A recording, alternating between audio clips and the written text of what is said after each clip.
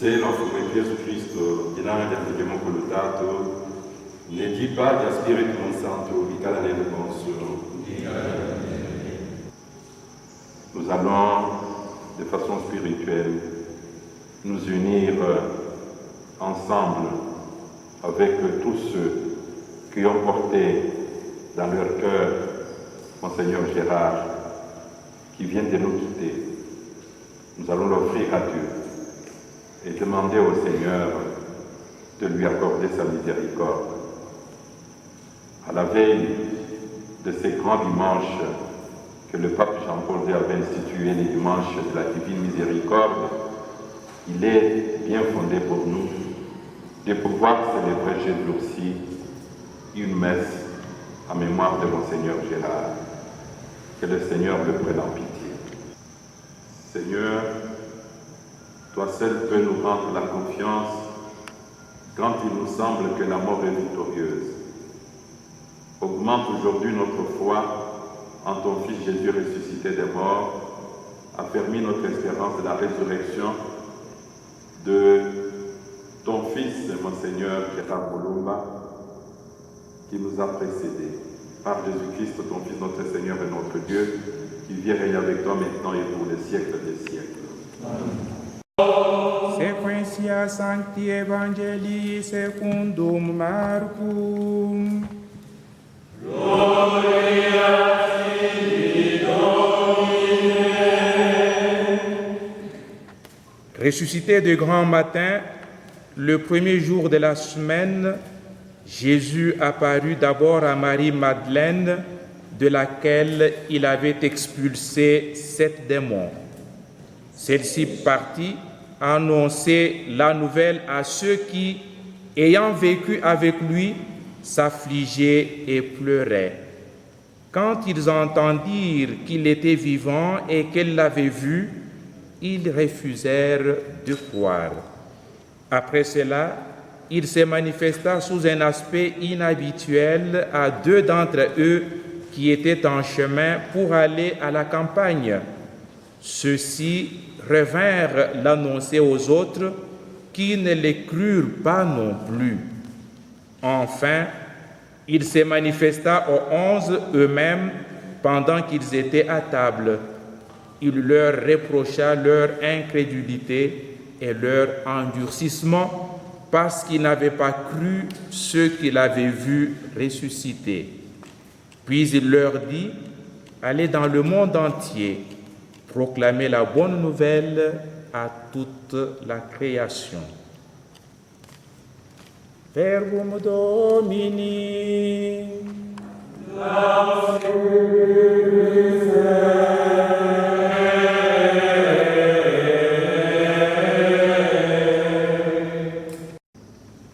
Excellence, je sais que notre peine est très grande parce que le Seigneur vient de nous arracher un d'entre nous sur qui vous comptiez beaucoup, nous comptions beaucoup, et qui a fait bien de choses dans son ministère, dans sa plénitude. Il a été prêtre puis évêque.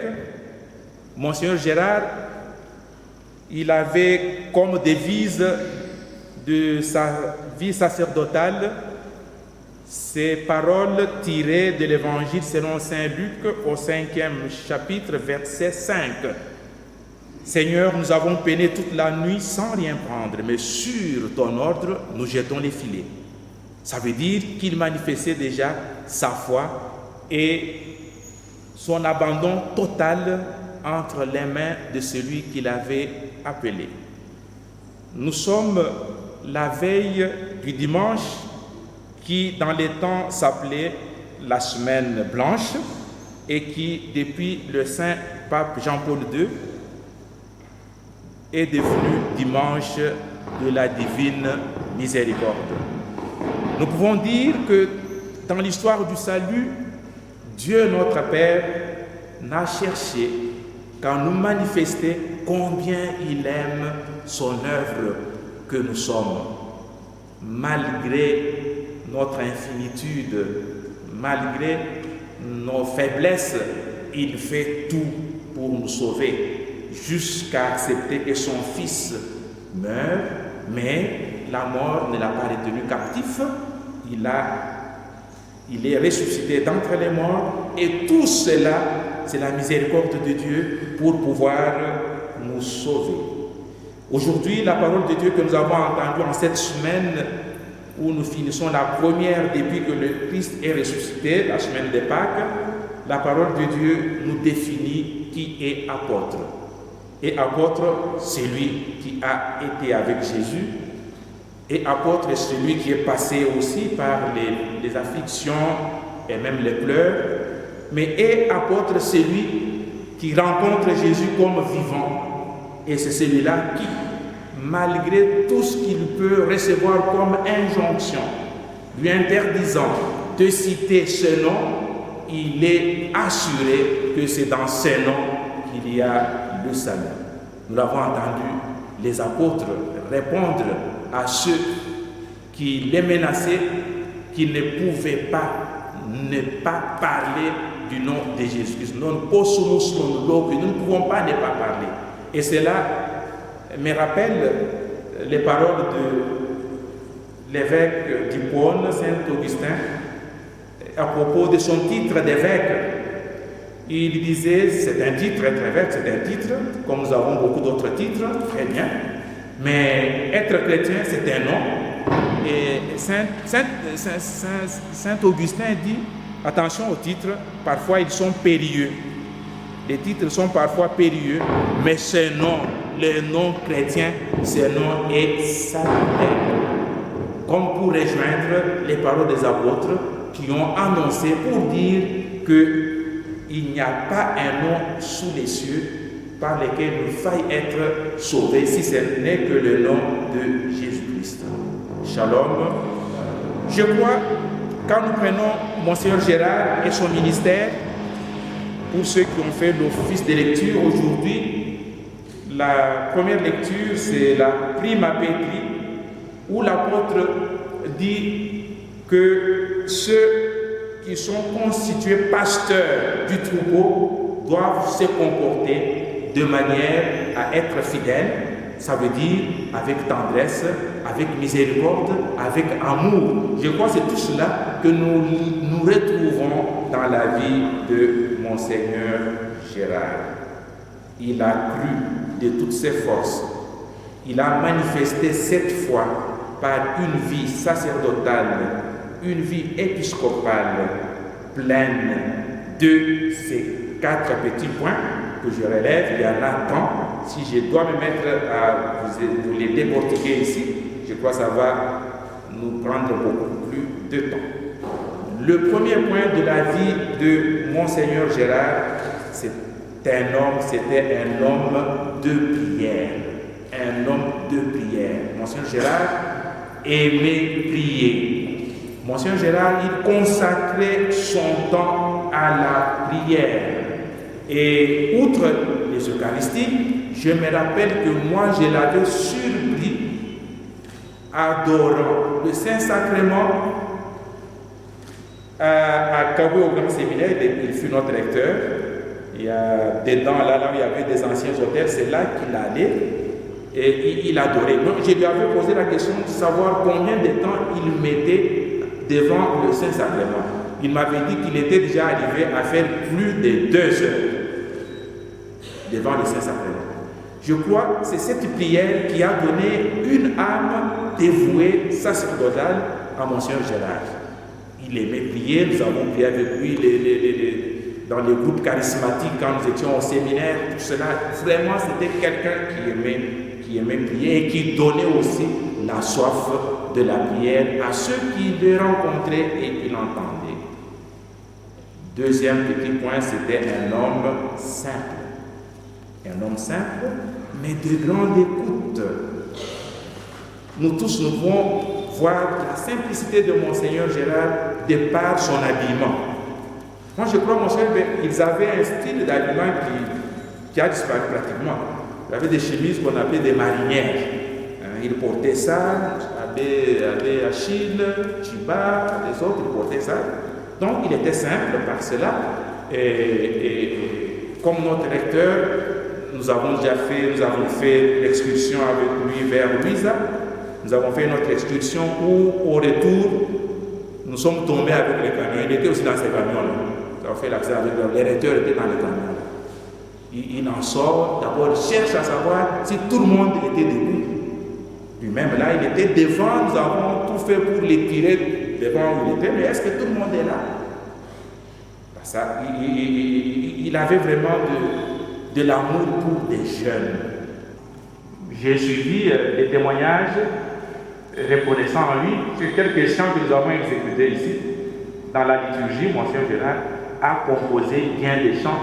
Monseigneur Gérard était un bon chanteur, il chantait en latin, en français, en chiluba. Et Monseigneur Gérard, il était aussi défenseur de la messe en rite zaïrois. Si bien que son rite zaïrois, lui, ses étudiants, ils avaient Dieu donné qu'ils connaissaient l'appeler sol-sol. Ça veut dire, lui, il vient pour vous demander les rites zaïrois simples ou solennels. Comme il aimait solennel et les étudiants savaient bien, dès qu'il commençait les rites zaïrois, tout le monde criait sol solennel. Il aimait bien célébrer la messe en rite zaïrois. Et économiquement, Monseigneur Gérard avait travaillé. Il était notre recteur. Il allait avec nous au champ. Il prenait là où il travaillait. Mais il cherchait que nous ayons des conditions de vie passables. Et voilà. Moi, je crois que ce que je viens d'épingler ici, ça ne résume pas cette mine qu'a été la personne de Monseigneur Gérard. Mais je voudrais terminer en disant que Monseigneur Gérard, je le trouve qu'il a vraiment correspondu à cette prière intitulée Seigneur Jésus, transforme-moi tout en ta miséricorde. Jésus-Christ, il est le miséricordieux. Et le prêtre doit incarner ce visage de la miséricorde de Jésus-Christ. Et nous trouvons cette incarnation bien pleine dans la personne de Monseigneur Gérard. Ses yeux, ses oreilles, sa langue, ses mains, ses pieds et au finish son cœur, c'était plein de miséricorde. Alors je vais vous lire, et chaque fois je vais terminer pour dire, ça correspond à ce qu'a été Monseigneur Gérard. Shalom. Fais que mes yeux soient miséricordieux, pour que jamais je juge selon les apparences et ne soupçonne personne, mais que je vois dans toutes les âmes ce qu'elles ont de beau et qu'à toutes je sois secourable. A été Monseigneur Gérard. Fais que mes oreilles soient miséricordieuses, toujours attentives aux besoins de mes frères et jamais fermées à leur appel. Ont été les oreilles de Monseigneur Gérard. Fais que ma langue soit miséricordieuse pour que jamais je ne dise mal de personne, mais que pour tous j'ai des paroles de pardon et de réconfort. A été la langue de Monseigneur Gérard. Fais que mes mains soient miséricordieuses et pleines de charité, afin que je prenne sur moi tout ce qui est dur et pénible, pour alléger ainsi les fardeaux des autres. Telles ont été les mains de Monseigneur Gérard. Malgré ma fatigue et mon épuisement, que je me repose en servant. Tels ont été les quais de Monseigneur Gérard. Fais que mon cœur soit miséricordieux et ouvert à toute souffrance. Je ne les fermerai à personne, même à ceux qui en abusent.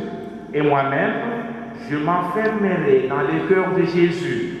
Jamais je ne dirai un mot de mes propres souffrances.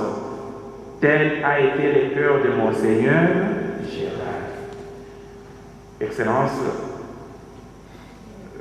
chers confrères dans le sacerdoce, révérends frères, révérends sœurs, honorables, puisse la miséricorde se reposer en l'âme du serviteur de Dieu, Monseigneur Gérard, en l'âme de notre évêque, pour que Dieu, l'affaiblissant, il puisse nous affermir et que nous tous, que nous puissions aussi nous transformer en Jésus miséricordieux, car lui est ressuscité, il est tout pour nous. Amen.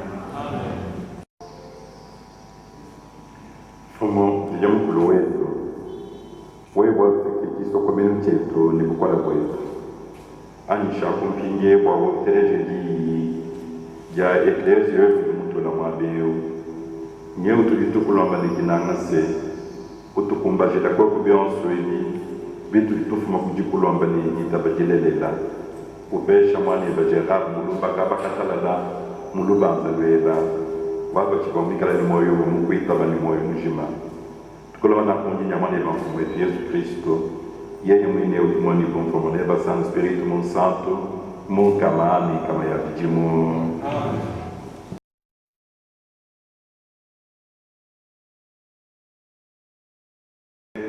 Et vous, peuple fidèle ici, à travers quelques visages que vous êtes et qui représentez aussi l'ensemble de notre peuple de Dieu qui se trouve en Bujimaï. Je n'ai pas de mots. J'avais voulu multiplier beaucoup de choses sur Monseigneur Gérard, mais je me vois paralysé et même interdit de paroles pour pouvoir m'exprimer très longtemps sur lui. Monseigneur Gérard m'a marqué de 1001 fois. De toute façon,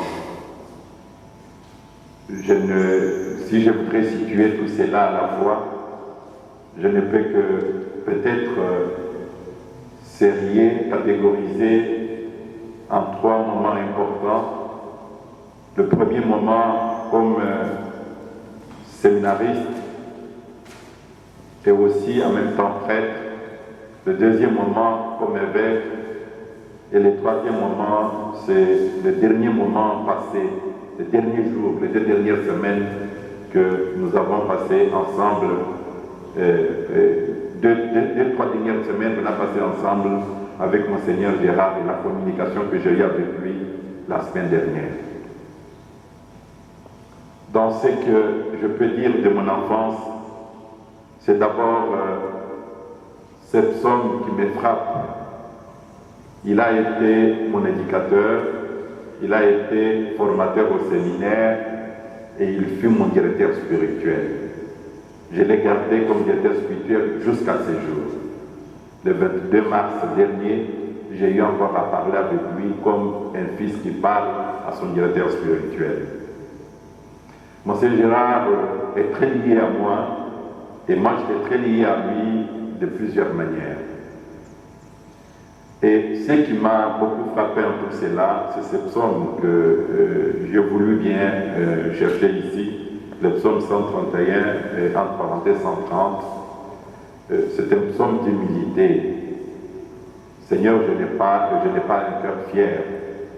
Je n'ai pas recherché la grandeur de choses importantes. C'est ce psaume-là que j'ai dû faire chanter à mes séminaristes lorsque nous avons appris qu'il était nommé évêque. J'étais déjà recteur aussi séminaire et j'ai demandé à mes séminaristes d'aller les saluer. Et en lui, ce qui nous impressionnait, c'est cette simplicité, cette humilité vraiment de l'homme de Dieu. On ne cessera jamais de le dire et c'est remarquable. Je passe vite parce que j'aurais à le faire en filouba, ça fait 2 temps, ça sera trop longtemps. J'avais des livres à lire, mais je ne sais pas si je vais lire des textes parce que l'exprimer comme je l'ai dit aussi, mais il y a des paroles qui pouvaient encore être lues. Mais comme nous aurons à célébrer réellement ce deuil, autant que nous attendons de célébrer les deuils de l'abbé Jean Pomolo et les deuils de Maître Jean-Joseph Mukendi, Monseigneur Gérard s'arrange aussi parmi les nôtres que nous devons célébrer avec dignité leur départ. Dans le deuxième temps, donc fait mon directeur spirituel beaucoup de choses, beaucoup. Et qu'est-ce que je peux vous dire? C'est avec Monseigneur Gérard, comme il nous aimait, nous l'aimions. Nous sommes partis, lui est recteur de Kabwe, et moi, déjà prêtre de 1 an à Nandajika, nous sommes partis en voiture, en véhicule, donc 36 heures, lui comme recteur, chauffeur, jusqu'à Lomela, pour l'ordination d'un ami qui était aussi proche de lui, Monseigneur l'abbé Kizito Dibongo, de Lomela. Et dans la voiture, nous étions 3 frères. Il y avait donc l'abbé Mandefou, qui est déjà décédé, Mandefou Bruno, de Luisa, Monseigneur Kalamba Joseph, qui était en ce moment-là aussi jeune prêtre, qui venait à peine de t'ordonner à Campondé, et puis moi-même, comme jeune prêtre de Nandajika, nous sommes allés avec Monseigneur Gérard, formant l'équipe jusqu'à Lomela. Ce que nous avons vécu, ce que nous avons connu, mais c'était l'amour qui s'était exprimé. Je l'ai dit parce que mon ami Kizito, quand je lui ai annoncé, je lui ai écrit pour lui annoncer la mort de Monseigneur Gérard, il m'a dit, depuis le lundi départ, il a vécu un malaise incompréhensible qu'il n'a pu comprendre que le mercredi, lorsqu'on a annoncé le décès de Monseigneur. Il est en France, il n'avait pas de courage, lui, de célébrer l'Eucharistie, il était prié, mais il sentait un malaise en lui total. Et ça s'est décanté, il a compris que Monseigneur Gérard venait de vivre aussi sa vague et sa traversée par la mort pour la vie éternelle. Je pense comme évêque, Monseigneur Gérard nous a marqués. Il était notre aîné et il s'est impliqué dans beaucoup de dossiers.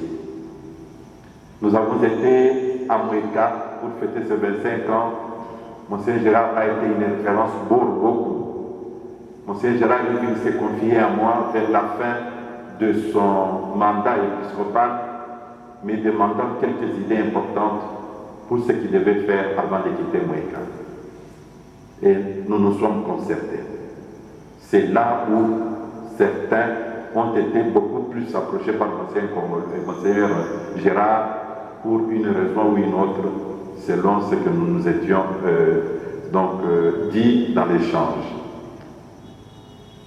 Et sachant qu'il n'avait rien construit à Moueka, j'ai eu l'habilité d'esprit de pouvoir demander une aide et de construire une maison pour un évêque à l'Émérita.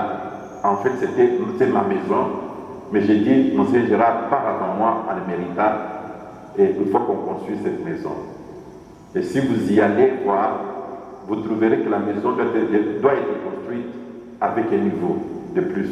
Donc il y a 2 niveaux, le rez-de-chaussée et la hauteur. Parce que je disais à Monseigneur Gérard, et je n'ai cessé de le dire, même le 22 mars, quand je l'ai vu dernièrement, je lui ai dit, vous êtes fait pour un long séjour, un long parcours. Alors je disais, qui sait, quand je serai à l'Émérita, si ce n'est pas lui qui m'enterrera. Alors, par prudence, il fallait construire le 2e niveau afin que lui reste au 1er niveau et que nous passions tous ensemble notre temps d'Émérita et que moi je sois au 2e niveau jusqu'au moment où le Seigneur pourra nous rappeler, mais sachant que moi je suis fragile par rapport à Monseigneur Gérard, par rapport à sa santé, je me disais, Monseigneur est appelé pour un long terme. Et hier soir, cette nuit, j'ai lu aussi, en passant, j'ai vu une petite vidéo. Monseigneur s'est trouvé à Lisbonne, au Portugal, c'est en février, et on le filme au bord de la mer, et on dit, voilà un homme vigoureux. Il est en train de faire sa marche, et on sent vraiment que c'était un homme qui est appelé pour longtemps. Qu'est venu faire ce Covid-19 dans notre vie pour nous contrecarrer de cette façon? C'est une question qui reste toujours pendante. Enfin, le dernier moment de la vie de Monseigneur Gérard, ces derniers temps, il y a beaucoup de choses. Nous étions à Kinshasa au mois de mars et il était convenu qu'on devait se retrouver. Il était convenu qu'il vienne saluer tous les évêques. Et il y avait aussi des évêques qui cherchaient à le voir en passant par moi, en demandant son numéro de téléphone pour ceux qui n'avaient pas encore le numéro. Et ça a été très agréable. À la fin de notre retraite et session que nous avons faite, Monseigneur Gérard est venu saluer les évêques qui étaient là. Et c'était le revoir ou l'adieu qu'il leur faisait à la fin de la retraite que nous avons faite au mois de mars. Ménager pour aller maintenant habiter dans sa maison de chef de la maison civile du chef de l'État. Il m'a invité au repas. Il avait une journée très chargée, c'était le 22 mars dernier. Il m'a dit si j'acceptais de venir le voir la nuit, le soir. J'ai dit, ça me porte peu, d'autant plus qu'il y avait des menaces de la fermeture des aéroports. Il fallait que je revienne en Bujumaï. Alors on n'avait pas de choix, il m'a dit alors venez. C'est le 22 mars que je suis allé chez Monseigneur Gérard pour passer. C'est lui qui m'avait appelé samedi, donc le 21, pour me demander ma disponibilité. Et après, il m'a dit venez le 22.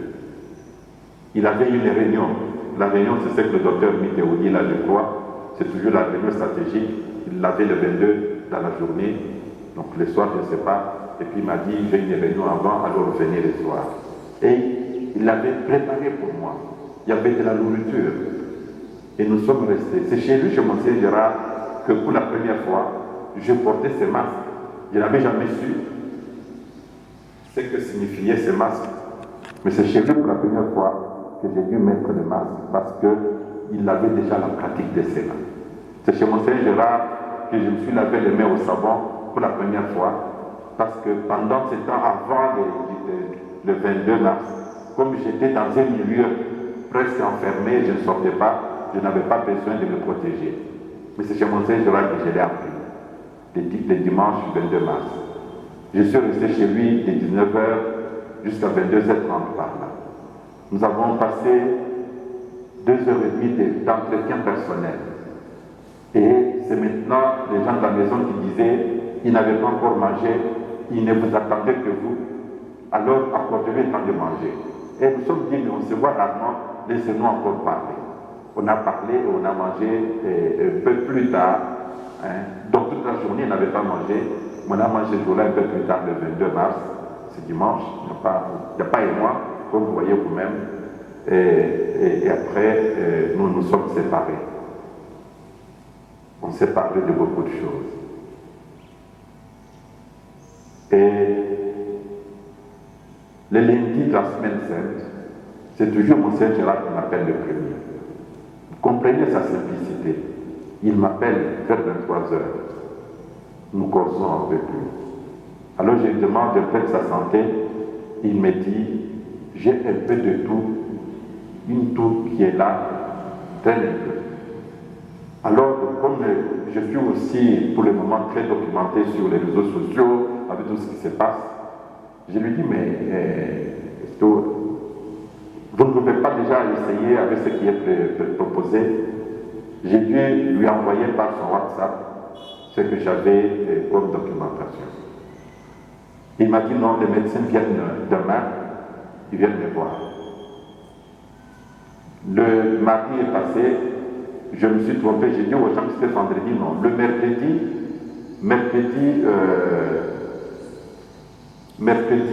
8 avril, le mercredi 8 avril, c'est moi maintenant qui appelle pour savoir si le médecin était passé et si il avait eu les soins. Et comme vous le savez, c'est le jour où le directeur de cabinet devait aller à Makane. C'est ce jour-là, je crois, le mercredi. Et ça fait que son programme était alors chargé. Quand je l'appelle, j'ai senti qu'il était un peu chargé. Je lui ai demandé s'il était occupé ou peut-être on pouvait parler après. Il m'a dit, appelez-moi dans 15 minutes. Parce qu'il était déjà sur le point d'appeler quelqu'un ou de parler avec quelqu'un. 15 minutes après, j'ai fait passer, j'ai senti qu'il parlait encore un peu. Alors 30 minutes après, je lui ai demandé si c'était déjà libre. Il m'a dit oui. Il était déjà à la fin. J'ai dit alors je remets encore. Il dit non, parlons. Nous avons causé avec lui pendant juste 6 minutes, quelque chose, disons, arrondissant, moins de 7 minutes. C'est là où je lui ai posé la question si l'atout était terminé, on a soigné. Il m'a dit non, ça continue encore. J'ai dit mais alors Monseigneur, faites l'inhalation, faites ce que traditionnellement on dit. Dans ce moment-là, Madame la ministre de l'économie vient de donner son témoignage de l'inhalation. J'ai dit mais je vous envoie ce témoignage, écoutez, faites aussi ce qu'elle fait, utilisez telle ou telle chose. Mais je le sentais en ce moment-là, il était un peu tendu et un peu nerveux dans ce moment-là. Je ne sais pas ce qu'il avait. Est-ce que c'était ce qui s'est passé au parquet? Est-ce que c'était lui-même sa santé qui n'allait pas? Je n'en sais rien. Mais je n'ai pas senti pendant tout ce temps-là qu'il avait une toux qui gênait de parler. Vous savez, quand on a une toux incessante et persistante, c'est à tout moment qu'on arrête. Toutes les deux fois, je suis resté en le laissant disant, je l'appellerai après Pâques. Le lundi de Pâques, j'ai appelé Monseigneur Léonard, qui le jour de Pâques fêtait son anniversaire de 84 ans. Nous avons parlé de Monseigneur Gérard. Après, je devais parler aussi avec Monseigneur Gérard. Mais quelqu'un dans l'entretemps m'a appelé aussi, m'a dit ce soir, qu'il a appelé qui m'a dit qu'il a fait appeler Monseigneur Gérard, mais on lui a dit que comme il donne trop de rendez-vous aux gens, on lui a arraché les téléphones. Alors j'ai compris qu'il fallait laisser Monseigneur se reposer. Souvent, c'est pas moi qui appelais, c'est lui qui m'a appelé. Je dis, je laisse, j'appellerai dans le courant de la semaine, je vais lui souhaiter une bonne fête de Pâques. Et c'est passé le lundi. Mardi, c'est sa sœur honorable Eugénie qui m'appelle pour savoir si j'avais déjà eu des contacts pendant ce temps avec Monseigneur Gérard. Je me dis, je n'avais pas regardé bien la date, j'ai dit oui, le jeudi saint, j'avais parlé avec lui. En fait, le jeudi saint, j'ai parlé avec lui le mercredi, mais le jeudi saint, sa nièce qui reste avec lui, Lily, m'a envoyé son adresse email de la part de Monseigneur Gérard, sa nouvelle adresse email. Alors le jeudi saint, bon, je disais, je vais écrire à Monseigneur Gérard parce qu'avant, il ne lisait pas trop les mails, alors c'était ça. Et puis on me dit, bon, il me donne les mails. Donc le jeudi saint, j'ai reçu une nouvelle adresse email. Cette adresse, c'était pour me dire l'adresse du bon Dieu, de là où il allait ou quoi. Alors, j'ai pris l'adresse. Je n'ai pas répondu à Lily, parce que mon souci était d'avoir le numéro de Lily pour lui dire d'aider Monseigneur à faire l'inhalation et à fermer.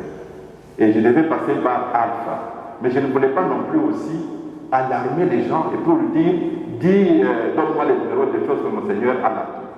Comme maintenant, un simple malaise, ça peut toujours effrayer. Alors j'ai dit, je ne l'élève pas, je pense que ça allait passer, mais je ne pensais pas que ça devait l'avenir.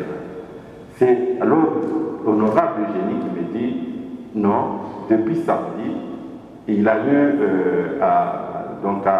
il a été trouvé par la toux et il est amené aux soins intensifs. Ça m'a fait peur. Mais en même temps, il me rassure, le dimanche, il a demandé les mets de son goût. Il en a mangé et il se porte bien. Il a même demandé son téléphone pour parler avec les gens. Donc le dimanche. Le lundi. Donc ça c'était oui, le dimanche là. Donc il m'a dit appelez-le pour vous l'appeler. Et je m'attendais, je voulais me téléphoner. Donc le mercredi, le jour où il est mort là, c'est le jour où je disais je vais appeler maintenant Monseigneur Gérard. Mais dans l'entretemps, quand on m'annonce, je célèbre ma messe à 10h30 avec ceux qui sont autour de moi. Et à 11h, quand j'avais fini 11h15, je sors pour arriver là, simplement que je prends souvent les téléphones avant, je ne le prends pas. Et on me dit, on vient d'appeler Monseigneur Gérard Raymond. Je n'en revenais pas. Sincèrement, ça m'a paralysé. Et pour la première fois, j'ai directement appelé le chef de l'État pour lui demander si on pouvait garder le corps de Monseigneur Gérard et l'enterrer un peu plus tard. C'est en ce moment-là qu'il me répondra qu'avec les mesures d'hygiène et tout ce qui est autour, on ne garde pas longtemps les corps. Si on est mort de Covid, ça ne prend que 24 heures, tout au plus. Et j'étais découragé. Je ne voyais pas comment moi-même je devais me déplacer pour aller prier. Et c'est comme ça qu'il me dira qu'il a déjà contacté par personne interposée le cardinal pour arranger les obsèques. Donc les absoutes en fait, tout ça. J'ai appelé le cardinal qui m'a aussi confirmé qu'il allait être enterré à Saint-Cavois, au cimetière ecclésiastique, et qu'il allait procéder au Sapsout. Il venait de parler de la famille. Cela faisait que je ne voyais pas la nécessité, soit de demander l'exception du voyager pour Kinshasa, juste pour 24 heures, et puis être là, ce n'était pas toujours évident. Mais j'ai dû demander au chef de l'État que, dans la tradition, un évêque est enterré dans sa cathédrale. Ou alors, il peut être enterré là où il passe son temps de mérita. Donc, c'est au Kassai. C'est ce que nous attendons, c'est ce que nous allons faire, et même son inhumation n'est que temporaire. J'espère qu'il sera exhumé et que nous allons le faire enterrer au Kassai, soit à Mweka, si la négociation ne passe pas, soit en Mbujimaï, parce qu'il fut prêtre de Mbujimaï et que le temps qu'il avait choisi de passer son éméritat, c'est en Mbujimaï. C'est cela qui fait notre espoir dernier. On va voir ce que c'est là. Voilà un peu ce que je peux vous dire en français avant de passer en Chilouba, parce que nous sommes écoutés par les deux publics de ce qui concerne Monseigneur Gérard dans ce que nous avons vécu. Fumo yikala neno vijamo kulu wamulionsu ankombela tatu mwana l'espiritu santo tuyayi bonsu basangala alléluia alléluia.